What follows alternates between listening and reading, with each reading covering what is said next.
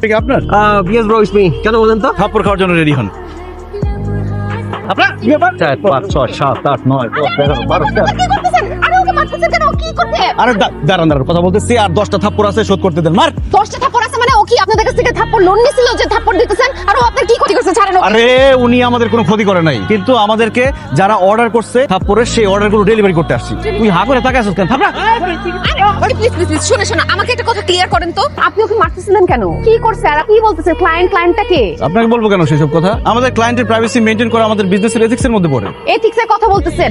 দিনে দুপুরে এরকম রাস্তার মধ্যে আপনি একটা মানুষকে মারতেছেন, এটা এথিকের কথা বলেন? আর কিসের বিজনেস, কিসের ক্লায়েন্ট? আপনি আমার বয়ফ্রেন্ডকে মারতেছেন কেন সেটা বলেন। এই লোক আপনার বয়ফ্রেন্ড? যারা থাপ্পড় মারার জন্য অর্ডার দিচ্ছে এই লোক তো তাদের বয়ফ্রেন্ড। এই ওয়ালে খেয়াল করে দেখবেন যে বিভিন্ন পোস্টার, সেখানে লেখা আছে বাসায় গিয়ে থাপড়ানো হয়।